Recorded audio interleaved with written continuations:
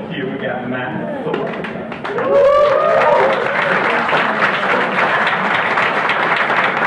Matt works at Epic Games, the company that makes Fortnite. He can't answer any questions, don't ask him. I'll leave now. He's also created an online school called Redbeard, which we will talk about. Right next to Matt, we've got Angela Smaldone.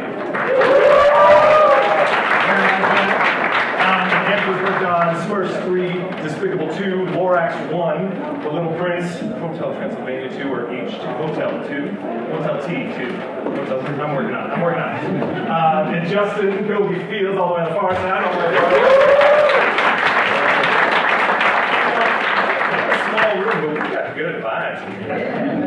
Justin, of course, worked on Halo 5, Dawn of Planet of the Apes, League of Legends, that Will Smith movie called Bright on Netflix. How about that? And next to him is Rafael Grassetti. Now, of course, y'all know. Studios, working on God of War, of course. He's also done Dragon Age and Mass Effect and Killzone and 7,000 other projects. So we're going to jump into it. Thank you all for joining us. How y'all doing? So good. Do we need the mics? It's a small room. I'm going to go without one because my mom always said it was too boisterous anyway. So let's jump in right from the really high up look at this. And Matt, you get to work on some of the most high profile, most seen things out there. And what is it about being a character artist that really gets you going? Well, boy.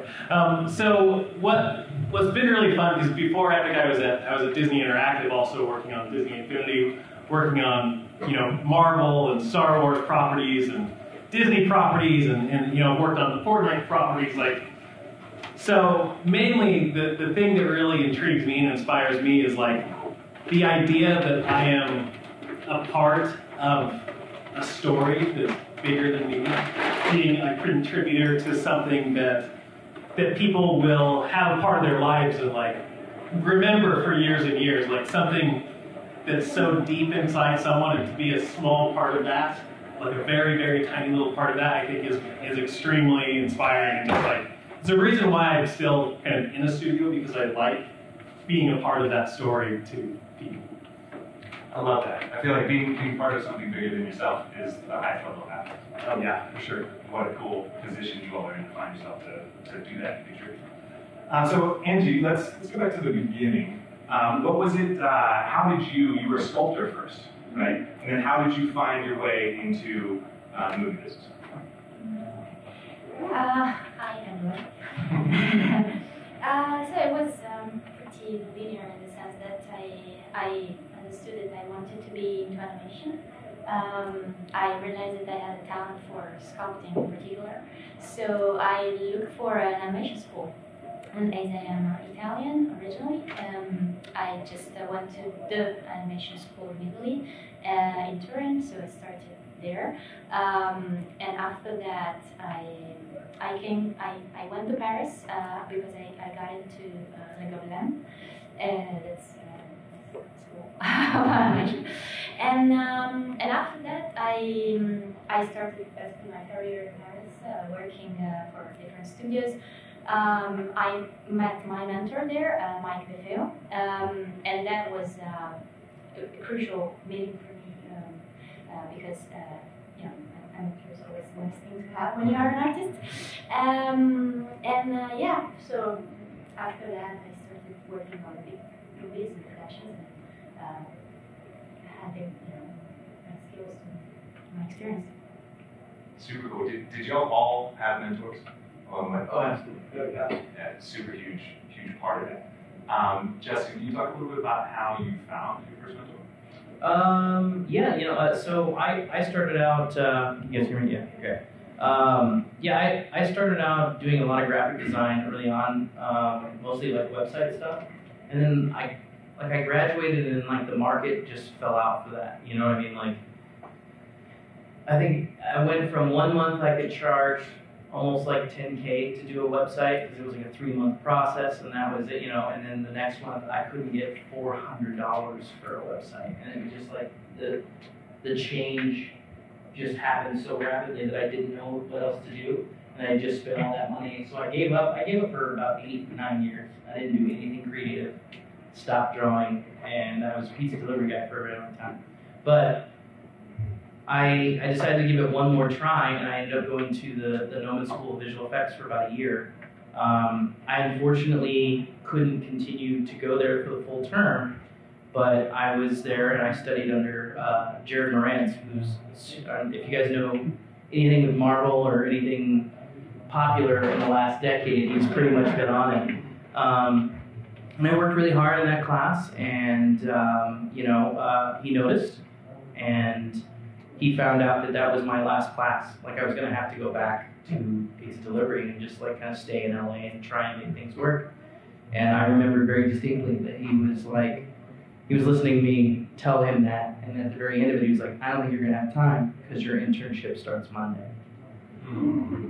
And I was very fortunate to still keep working after that, and I pretty much owe my career to that guy. Absolutely, yeah. Raph, you started doing ads in Brazil. How did you find your passion for this? This is a long time ago. I think, so I started, even when I was advertising stuff, it was before ZBrush came out. So it was a lot of things aligned for me to do what I'm doing today, I guess. Because I was doing traditional sculpting back then. I've been doing poly by poly modeling. Some kids. Like box modeling and all that stuff. So, and then when ZBrush came out, I think those two things aligned. It was very more of a free, flow just to get it. Now I've been takes a lot of guys since the beginning, just trying new stuff and trying to test the software, try to push the techniques, create tools. So everything kind of aligned. I never stopped thinking like why am I doing what I was doing, but because I started with animation as well, like advertising animation, everything my education is on animation. So and then with animation came rigging, with rigging came modeling. So when I was doing advertising, for those who work in advertising, like you have to do everything. At least at the beginning of the career, at least 12 years ago, especially in Brazil. So and then it just, started doing my portfolio with ZBrush, and it's been a long time. Matt, you have a school right here. Sure. What advice can you give to the students in the room who are just getting going and looking to break in? So one thing that I always recommend, especially like new students who are new to ZBrush, new to character design, because I'm very character design focused, is anatomy drawing, which is, I'm extremely religious about learning it. You don't have to be a master 2D artist, but knowing fundamental anatomy and knowing how forms work and bend and move and what creates an appealing form when it moves like this, or when it's bending, or what weight is, or what line of action is, knowing and understanding those things, like something that I still do every single day, pretty much, is before I start work, I go to a coffee shop and I sit down and I sketch for 30 minutes to an hour. And if I'm not doing that, then I sit at my computer and I pull up a website that has a bunch of gesture sketching like references, and I'm doing that for at least 30 minutes. So I know that has nothing to do with like 3D, but it's something that's helped me, and it's helped me push my character designs and understand it to a level that I think polishes my 3D skills. I think it has everything. Oh yeah. Especially because I get that question a lot. I just see it happening a lot. And if you have to draw to be a character artist, like what's the line how we draw it? And I think you can choose the medium you want to do. If it's drawing, if it is sculpting, like traditional sculpting, ZBrush, as long as you study anatomy. Yeah, that's it. Super rad. And do y'all find that? Do any of you keep a very specific morning routine? I walk my dogs. Do you have It takes forever. How many dogs? I have 3. I'm sorry. Raph, do you have a specific way that you like to get into working? I walk my kids. And how many did you have? It takes a long time. It changes a lot. And I think even every year is different. I always has new things. The other questions like how to keep inspired and doing stuff. it always changes. Like the morning to me is more of like I just need to get to work, and the commute is now it's pretty bad. It's LA, it takes about an hour. So at least that's the downtime. So even when I'm there, I'm like podcasting or always watching something related to the area, just to try to get into what's happening and try to be up to what people are doing, some new opportunities, things like that. So always that's my morning routine. I commute. Listening to podcasts, because that's another thing. Is even with that hour, it's probably the only hour that I have to kind of focus, plan my day. So when I get into work, I know what I have to do, when I need to do it, in the times that things that are I'm a very kind of schedule guy. So things that are out of schedule, I try to kind of push in my head or push it to the next day. So I'm not like otherwise you get interrupted like every hour. I feel like I should be taking notes. What podcast? What podcast is it? I haven't started. It's mostly Gary Vee stuff. It's all motivational speaking and stuff. And Proco's podcast.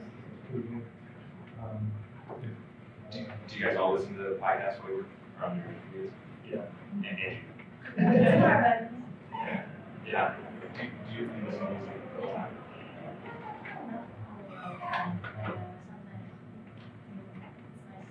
Inspiration or just change it a little bit. Would you guys, while you're, I'd love to break down what a day in life looks like for each one of you. Justin, you want to walk us through? I open up Instagram and I immediately feel terrible. No, I mean, I try to take it a little bit easier. I walk the dogs, of course, and try to get everything going. And I head into work usually around like 10. And from there, before you know it, it's like 10 o'clock at night, and you're just like, oh, I haven't completed anything. And that was kind of the problem, honestly. I was, for a very long time, I was running a studio, Ironclad Studios, and I quickly became less of an artist and more of a manager. And the last year was like, when you take stock of what you've done as a creative, and you're like, I did 3 original pieces that year, and you're like, and you just know that you don't like it, and you see everybody else testing new things out, and they're not afraid because they're like, if it doesn't work, I'll just do another one. And like when I felt like I didn't have the time to do that, it was the time for me to leave. So that's why I left. But yeah, now I'm excited. Hopefully I'll have a chance to breathe after LightBox, and then oh wait, there's Summit. So are you now freelancing? Yeah, I'm just freelancing. I went back to the roots and the kind of idea that I had with the original Ironclad, and that was simply like a barber shop for artists. I filled the place with, I think we have like 600 art books and computers and 3D printers, and I just rent out desks just to kind of help pay for the rent. And I try to fill it with creative people and just have fun. That's what I want to get back to. That's what I'm doing now. You're kind of a shared artistic workspace. Yeah, it's fun. Yeah. Are you taking applications? Honestly, it filled up very quickly, and I didn't think that it would. So I think I might just have to get a bigger building. But then I'm a manager again, and I don't want to do that. What's it like for you when you get to the desk? When I get to the desk, it changes a lot, especially because I'm doing more of the art direction stuff now. So it's a lot of meetings and reviews every day. It's the same thing.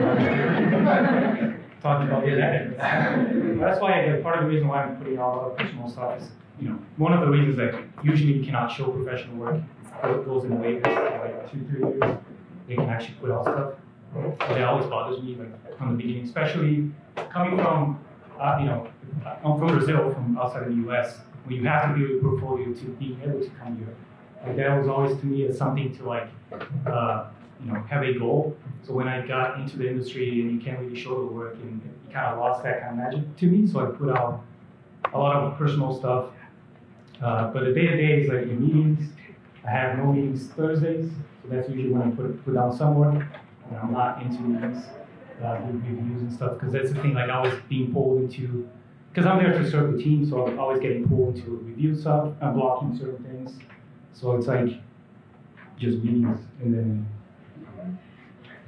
More meetings and meetings and meetings. You're spending time listening to Gary Vee, so you're gearing up, or you're more into how you inspire others around you. I think definitely, more on the business side too. Like not so much the inspiration, I think is part of it, but I think how you look into the industry, I think we all have to do that. Like because being inside of it, you're freelancing, so you have to do more than when you're inside of the studio. But looking into the industry, seeing what's happening, seeing what other people are doing, because studio life, even though we all want to be at the studio, especially when we're starting, some of this stuff, but like there is that goal, understanding what happens inside those walls is also a business, right? Like you're there serving a purpose. So like having a career outside of the studio is like super important. I think as an artist, you have to, even you might not be putting out your work out there for people to see, because that's just one part of it. But I think I was studying, looking for new things. Like that's the business and the motivational part, at least that I get from Gary Vee and some of those other guys. Yeah, I think more of that. Does that drive you to want to start your own business? I've always had that, but I know how, especially being inside of the studios, I know how much work that is and the investment and what comes with it. I think being still within the studio, but having, I'm in a position now that I'm more part of the management side of things, so there's more visibility of everything else that happens to get to that point, and you learn to respect it a lot more. So if I were to do something in the future, it would have to be when I'm completely stable financially and mentally, emotionally. What's that? Maybe the next one. Definitely not. That's cool. That leads to what Matt was talking about with being part of something bigger than yourself, and by expanding your reach, by being able to. That's definitely a big part of the process. But because when you go outside, being inside of the studio it's a huge machine that's running. Knowing what it takes to do something independently, or I've been to small studios before as well, it's definitely a different vibe. And so being in big studios is super inspiring. Working with people, super talented people. Like I learn a lot. And that's part of the reason why I put out stuff, is because I'm always learning. Especially now in this position, I'm getting more exposed to the workflows and how people work and what people are thinking. So yeah, being exposed to that stuff is super valuable. So speaking of big studios, I know you can't say much, but you're a lead, which means you have a team of artists underneath you that you're giving notes to, but then you're also creating your own stuff, right? Yeah, so my day's split up a little bit, like what Raph was saying, is I've got, and this is a newer transition for me, so I've come from just production and working on characters, which has been amazing, and now kind of being told that I'm supposed to lead this little art team has been kind of a weird transition of wait a second, I really like making characters and just doing this and having fun. So yeah, my day I've now split it up, but I'm 50% feedback and emails and avoiding meetings and not reading emails and giving feedback, doing paint over, sketch over, art direction, and then finding time to still fit myself into the workflow. Which is, I think, the whole reason why I'm still doing the Redbeard stuff is because, this is similar to what Raph is talking about, is that I just want something that's my own, that I'm producing and fueling my creative part, that's there's no direction besides the stuff that I give myself and the stuff that my wife says that looks bad. And it's just an opportunity for one to connect with people and kind of share my knowledge. But it's really just a time for me to try out my own ideas, to keep pushing myself forward. So that's what I do about after I get home at 5, because I'm pretty strict with my schedule. I'm a 9:30 to 5:30 guy, and some of the studios, I'm not going to name these studios, but they didn't like that actually. It was kind of looked down upon that I was leaving after my 8 hours, but I was really strict because like I was dying after that. I was like, after that, I was not getting good, like I was pretty much ineffective. And so, very early into my career, I said, no, I can't do that. I've done that. I hated life. And I've stuck to that. And luckily, the studio that I'm at now, they fully support that. They love that. It's one of the reasons why I love the studio so much. But then I get to go home, and I get to be with my family, I get to see my 4 boys who are all sticky. And then after they go to bed, 3 or 4 nights a week, I go and I do some red beard for a couple hours. If I'm feeling like, mostly I do, but it's not necessarily something I need to do, it's something that I want to do. It's just become a part of my life. It's great.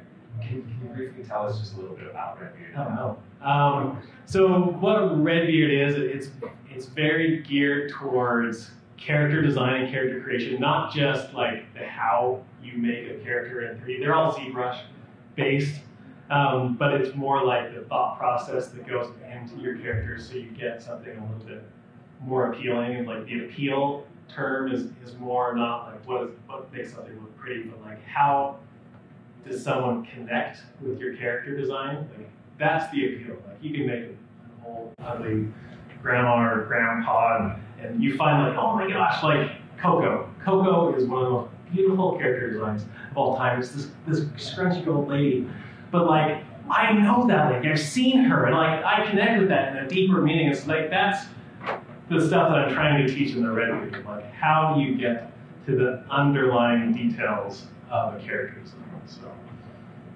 that's what I actually do. Super cool. Top. But this is a really cool grouping of y'all, because Angie, you have a completely different day-to-day than the rest of them, right? You're freelance from... Yeah. I am a freelancer now. I have been doing the studio life for quite a long, and then after my collaboration with Leica, I came back to Paris and I started my freelance thing. So my routine is pretty simple. I have an initial hour in the day where I read emails and also, but I have to answer them because it's part of the freelance to keep it going. So yeah, emails, networking is very important for a freelancer. And then I start my day. So open ZBrush and start going with corrections, drawers, starting new characters, so any kind of stuff that is related to work. And then I always have a lunch break where I go to the gym because it's important. I mean, it helps, changing a little bit from always staying on your model, and then you do something different, and then you come back, and immediately you have an idea, and you can solve the problem that you were struggling with before leaving, right? There's that, and there's also crying in the corner for like quite a bit. Very hard day.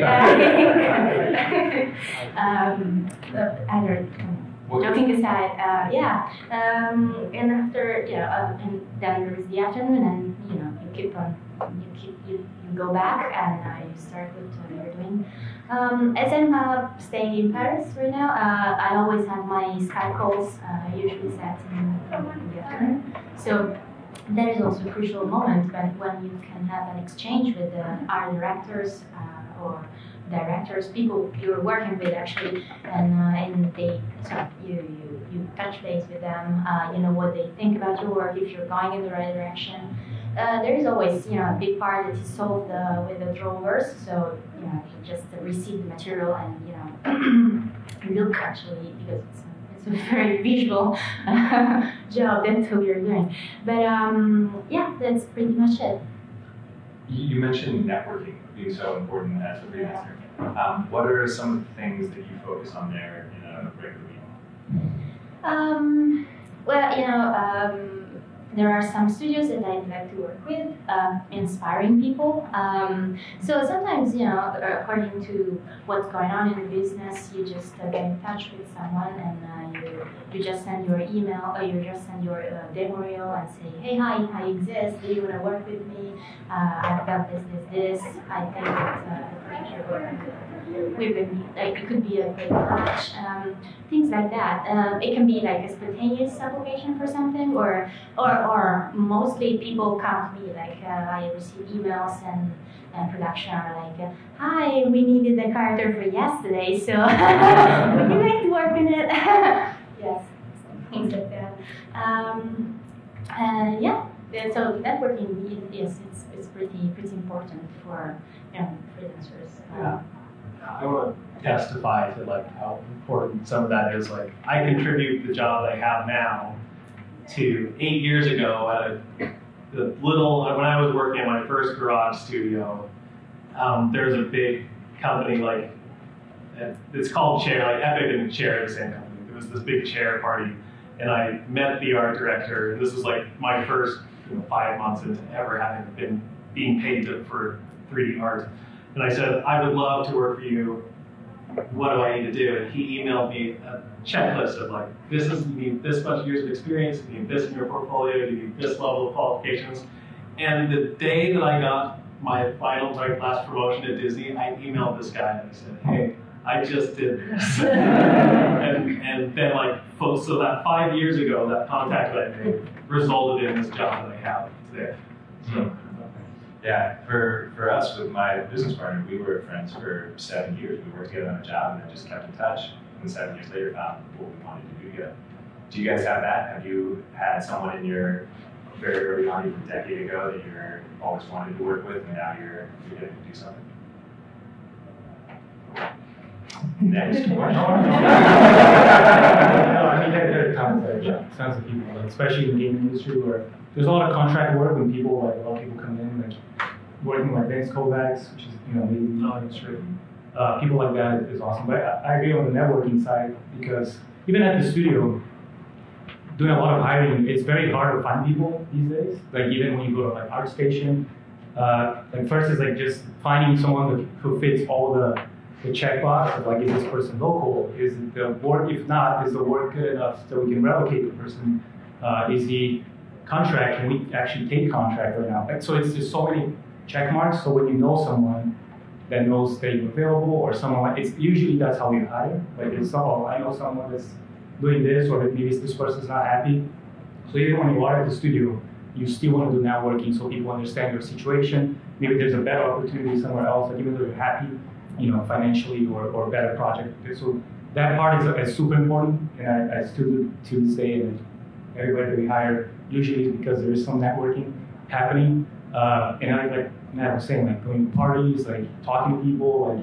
I think one thing that I often do, and I see a lot of people doing, is go to Instagram or ArtStation and just find people that maybe they're not posting work, but they have some connection to a place they want to work on. If it's an animator that works at Santa Monica, for example, if you want to be a character artist, even making a contact with an animator could get you there, because this person maybe would recommend someone, and you might be the guy that get paid. So that's always that kind of just look for people, talk to people, and tell them about your situation. Even if you're happy, I think that's super important. When someone reaches out to you like that, or you see someone's profile on ArtStation, what are some of the things you look for that say, oh, this tips me off, this is a great candidate, or here's one of the common things that they don't have that I'm always looking for? Usually, the person is lazy. China or somewhere else. Russia, there's a lot of Russian friends. And it's especially with the situation with visas and stuff, is very hard to bring people. So we try to do contract work, but even contract sometimes gets more expensive because there's a lot of bureaucracy that you have to go through. So usually, there's so many good artists out there. I think to Matt's point, being able to create a portfolio that people can relate to, understanding why characters are relatable to begin with, so you can create something that can stand out between hundreds of portfolios, especially if you're starting, because you can't really, usually the request for character artists 2+ years in the industry, and all this like stuff. Like I just want to start. I don't have 2+ years in the industry. So like creating something that can stand out, that you wouldn't need a lot of work. That's what you kind of want to go to. And then after that, to back it up, a lot of just studies, like anatomy studies, like a lot of stuff that can like show your progress.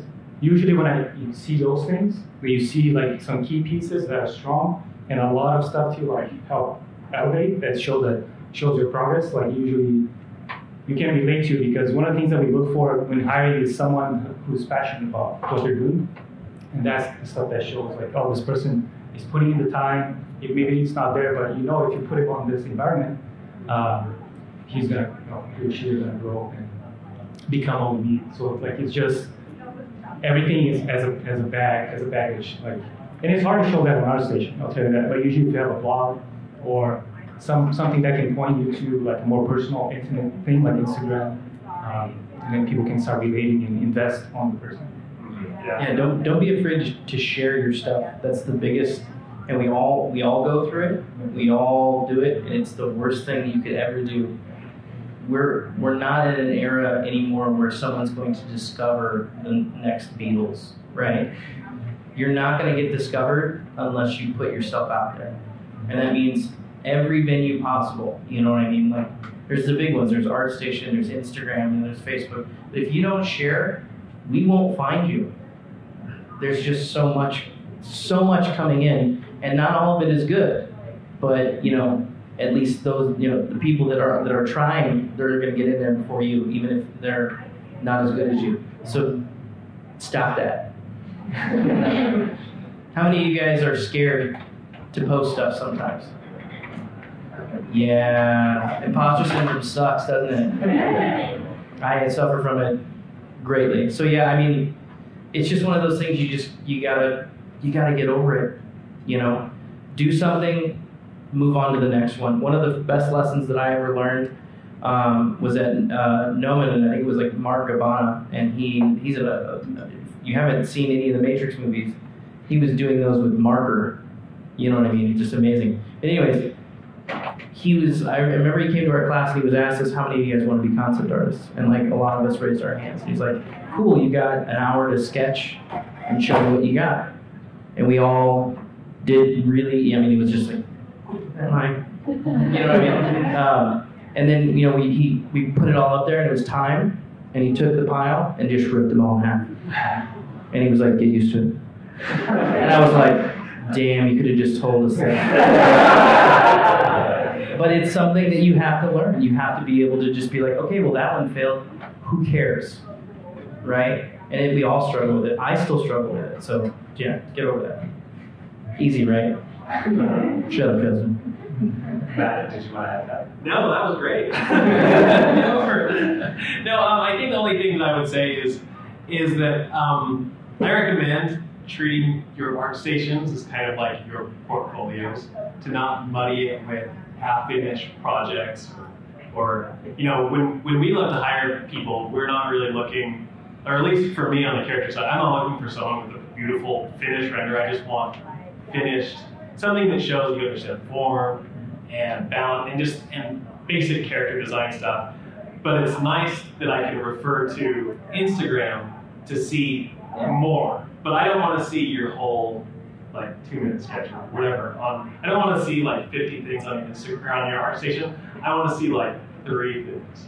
And that would make me happy. Because understanding that this person can take something to this level a few times speaks so much. And then seeing what they're doing on the side is always a benefit. That's my nothing's ever finished. It's just due. Yeah, very true. Really. Yeah, there's a line. There's a line that your portfolio is only good as your worst piece. Yeah. It's interesting. We notice that's true. we notice a lot when people are sending in applications that the people who write a page and explain all the reasons why they're great are usually not the top artists. And the ones that they come in very brief and direct and respectful, but know exactly what they're talking about, seem to have the portfolio. As a visual designer, if you have to tell me what your design is, you have failed. You have failed at your core. That's the easiest critique I could give anyone. Show me. don't tell me. That's the easiest one I can do. I'm out. And also just being able to speak about it too. Yeah. Because that's another thing, like you have to be, even if you don't, because there's different types of personalities and people who are passionate about storytelling and all that stuff, and you get hours into like, this is why I made this character. Nobody really cares to, but like, that's good. And it means something for you, like do interviews. I'm talking about interview, and that's awesome. And you being able, like that shows passion. There's people who like so the technical aspect of it, like what did it take? Like I think being able to find what's your passion, and being able to invest on that, because also for the hiring part, like we hire people who are more the storytellers and like to, like usually they'll get like story characters and because they need to be involved on like talking to the writers, being able to translate that into design, and people who love that stuff who succeed on that. And we hire for people for technical stuff too, of like, I just want to execute on this, you give me a task, I'll be a soldier, we do it. We definitely need those. So I think what I see a lot, especially in interviews when people are confused and like not knowing where to go, like I think if you find your lane, I guess, and focus on that, I think you'd be way better off because your portfolio will show that and you get hired for that position. Because another thing that you see a lot is in people, that's why I speak a lot about passion, because for you to be working on this industry, you need to love what you do. Because like Justin was saying, like 90% of what you do is going to get scratched, and it's going to get dumped, and then later it might get picked up again, and then you find a way in. But being able to be open, scratch it, start over, do it again, especially with talking about character design in 3D, which is one of the most hard things to do. That you have to be able to scratch hours of work. Sometimes when you're sketching, like okay, I just do another one, just another one.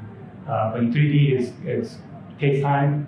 So like being passionate about like, okay, I'll just, if I have to do this for like 30 days straight and nothing gets approved, I'm happy, right? So as long as I'm doing what I like to do and I feel fulfilled when I'm doing that stuff. So the passion and being able to, I don't even know what I'm talking about. Well, I think it's a great point. How do you, on the days when passion escapes you on a long trajectory of your career, how do you stay in?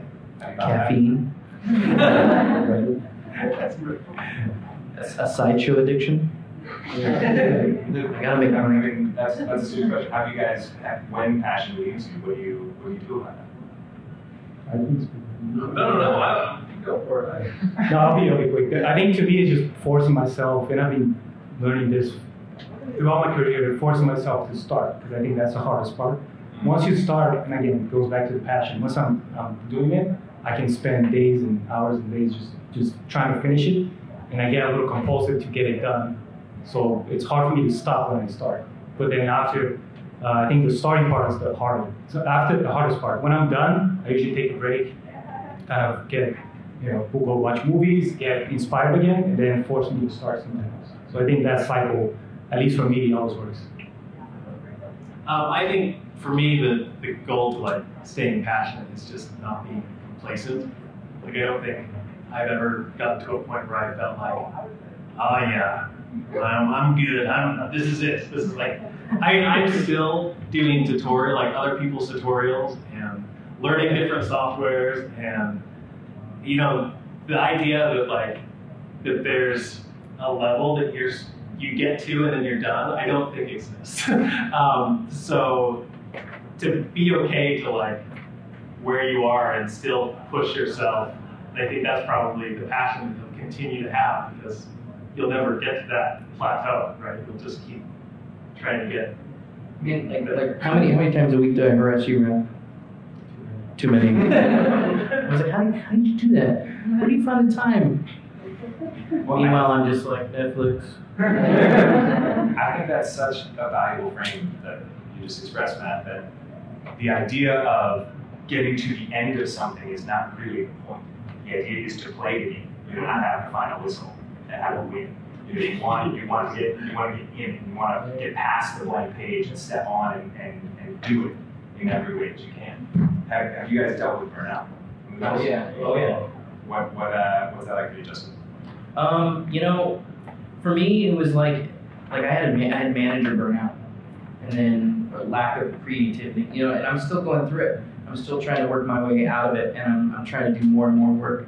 But then, it's like LightBox prep. It's like, oh, I gotta have a table, and like just until like yesterday, I was like, oh, we have to pay for electricity.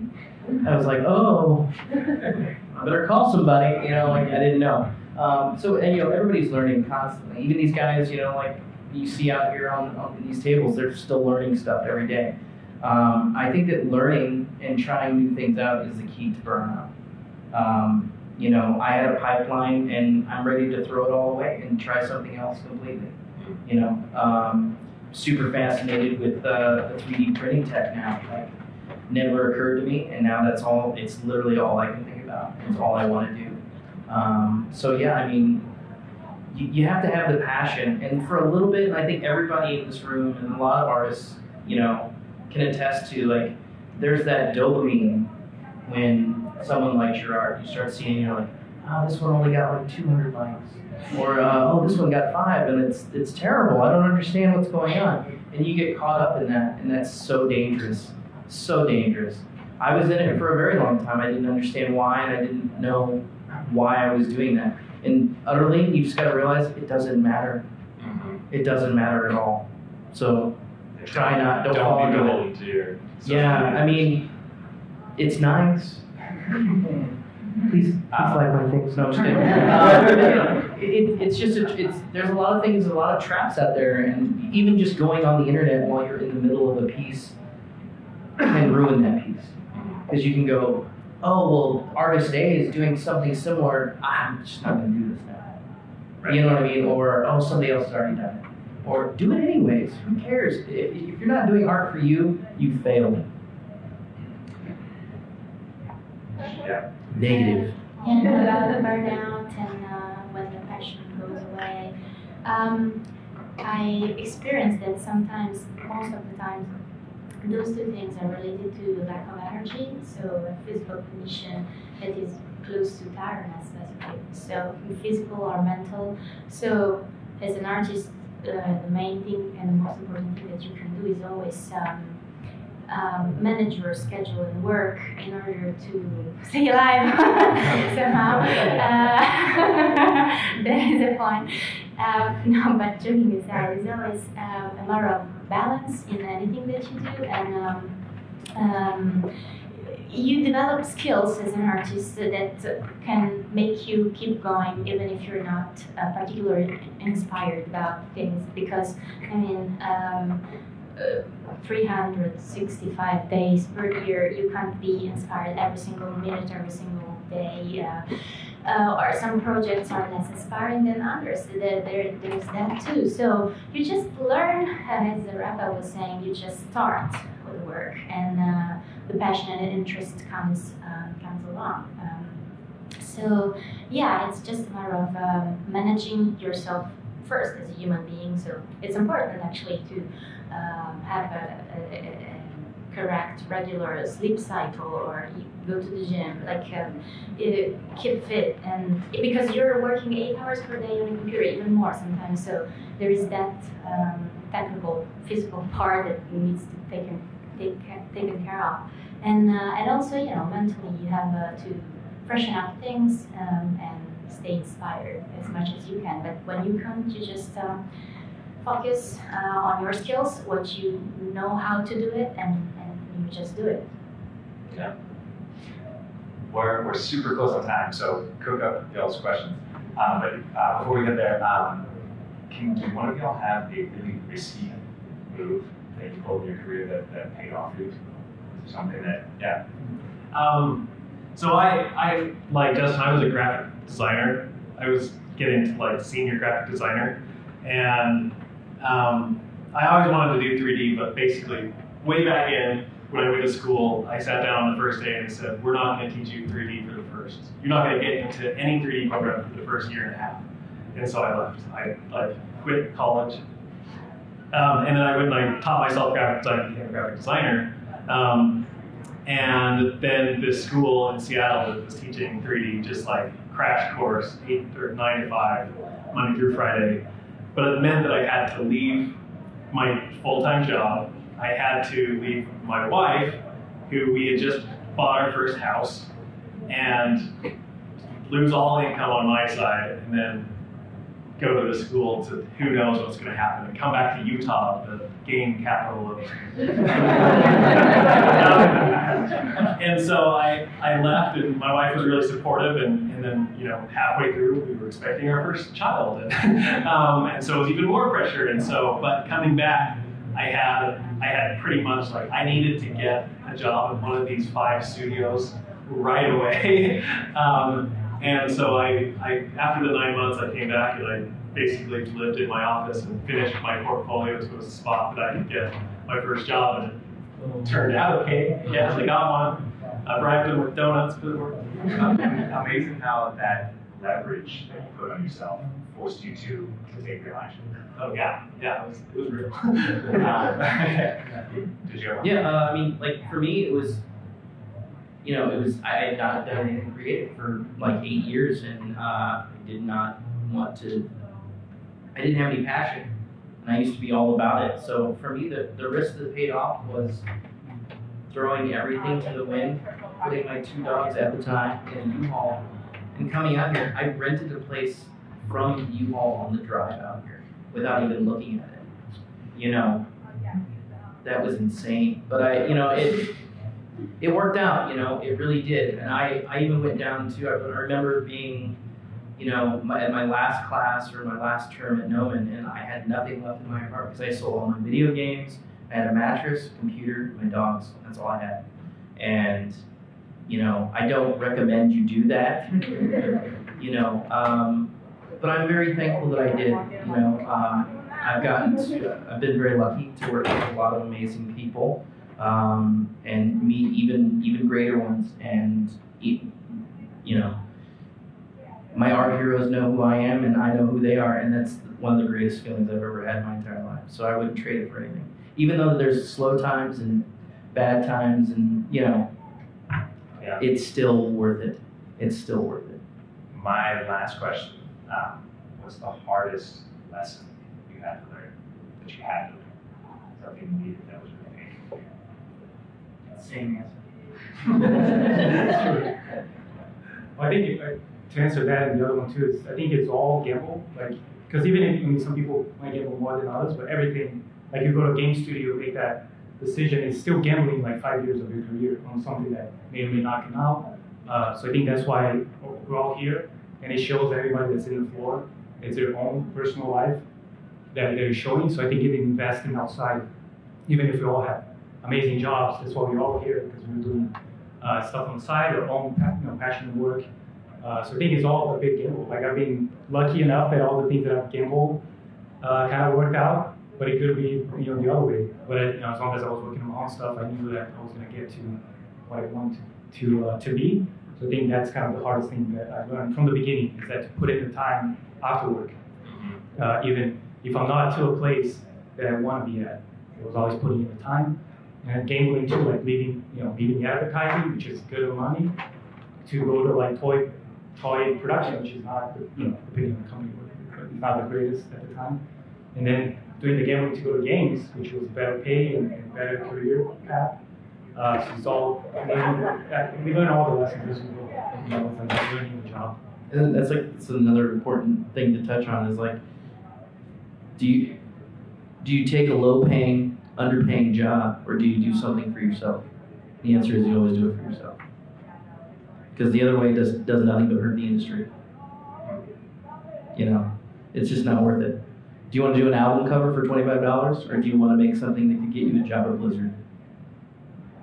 Right, that's how I look at it. Angie, did you have something to do with that? So take the risks. We have some questions. Great. Please stand, say your name, and ask your question. Hi, my name is Kiara. For you guys, was there ever a specific moment in time, whether it be your youth or recent years, that made you want to get into what you're doing now? Like a film, a character, a video game, something like that? I 2-word answer, Star Wars. Mine was The Iron Giant and later The Incredibles. 2 words. For me, it was Ardman. What was it, Ardman? Predator. That's what we figured, Steve Wayne. Please stand and say. Hi, my name is Kinsey. I just graduated from my school for animation. And I hear this a lot from people where it's like, oh yeah, I went and studied animation, but then I did something completely different. And I'm kind of at that crossroad right now because I just graduated and it's like I don't have any rigs, so I'm modeling and making my own rigs. And I'm enjoying modeling, so I don't know if it's like, do you guys think it's good to stay generalist like that, or should I really hone in on one thing? And also, do you have any advice for fresh graduates? I feel like it comes and goes in waves in the industry. It's like 1 month they'll want specialists, and another one they'll be like, can you do everything? So, I mean, it's one of those questions, like, for me, my answer would be, what do you like to do? Because that's the most important thing. If you're not digging animation anymore, try something else. Because you're going to be doing it 8 to 10 hours a day. My backup plan is, dog shelter. So, but yeah. That's great. We need those. More of those. Hi, so I'm Sam and I'm a VR artist. So I've been doing it for almost 2 years now. And so in the studio, have you ever been using it, or has anyone in the studio tried to use it? Because I'm very interested in trying to push it to be used within the studio workspace and the pipeline. Or have you tried? If you've ever even tried it? No. I'm starting to try it a lot more. I was very, very skeptical in the beginning. I've seen some really, really great artists do some great things, but even then, I've also questioned the ability to show off a design in VR to a director. Well, you're going to have to come in. Well, the director is going to be like, no, send it to me in an email. That's my thought process, and that's probably too manager. Kind of a way to think of it. But I've seen Finian McManus do some great things with it. I've seen Jama do some great things with it. Steve Teeple, he's one of the guys he's a VR artist as well as a sculptor. He's in my studio right now, and he's converting me to Octane and all these other things. And I think it definitely has a place for sure. I just think that at the beginning, it's going to be hard to find things. But then again, I just see all the work that he gets in, and it's VR related. So I think that you're on the cusp of something. So keep at it. Yeah. I love it. So it's fun. It's cool. There's a lot of potential for it. It's just getting. It's very hard for production though. Yeah. But you it have is to a get lot. somebody in a headset. Not just that, but I think the speed of things that you have to put out with the technical aspects that you have to maintain. We've been trying to, and being good friends and all those guys, it's just hard. I think the tool's not there yet, but I think there's a lot of potential. Great.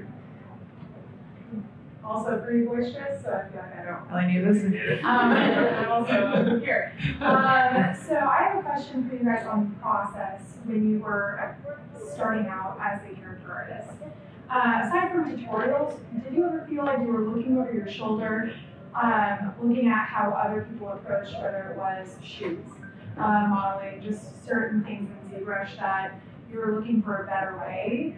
Did you feel hesitant to approach your process and felt like you didn't have an answer on how to do it the most effective way? Or did you feel pretty confident in how your team empowered you to ask those questions? I don't know if anyone empowered me, but I probably was annoyingly trying to get feedback as soon as possible and constantly looking for other ways, faster ways, better ways, easier ways. And I constantly looked for feedback, and I don't know if it was if it was encouraged or not, but that's what I was doing. I was just I need people to see this so I know if it's going in the wrong direction. And quickly, you learn in studio environment, that's the studio environment. It's just constantly getting feedback from one direction or the other, and them all kind of funneling you into the right way to go. So I encourage that. I tell people all the time, send me your stuff. I'll do sketch over paint-overs for you. It may take a day or two, but I'll get them. And I'll do sketch over to people all the time. So And I also think, you know, that we're in such a unique time where I've seen a lot of, you know, older artists kind of make comments where they're just like, why is this guy's been in the industry for 2 years? Why is he doing a tutorial? That's the wrong question to ask. Because, man, like, when I was starting out and I was just getting ready to jump into it, like, just having things like the Gnomon Workshop or Art Station or tutorials or Gumroads or anything like that at an affordable rate is just amazing. So use that as your guide through, definitely. We got one more question. Hi, I'm Zara. I'm a character artist in gaming. Work at Double Fine. I actually have a question for you guys. As an artist who had so many things, so many problems to get the job you have, and so many things you guys try, and you guys in like a kind of managerial job and leads, have you guys encountered something in the past that you thought this is useless, and then this is something that should be out of the industry because it's not working out, and try to change it for the people coming out after that? What was it, and then how do you guys usually try to change things like that? Exercise. That's a good question. One of the things that was really prevalent, I'm not going to say which studio, and a studio that I worked at, was the idea of years of experience mattered. And when we looked to hire someone, I didn't care about who we were looking at, and I just, you know, was looking for someone that had the idea of talent that we were looking for. And we found someone that didn't necessarily call them a character artist, but they were great. They had beautiful, beautiful designs, and we ended up hiring them. And you know, I think that's something that I pushed. I don't know if it was necessarily a problem, but it's something that I thought that was super beneficial for us. I think you're going to see an era of apprenticeships come back more so than a degree. I think that we're in a unique world where your portfolio matters, not the piece of paper that you're hanging on the wall, which is also art. On that note, ladies and gentlemen,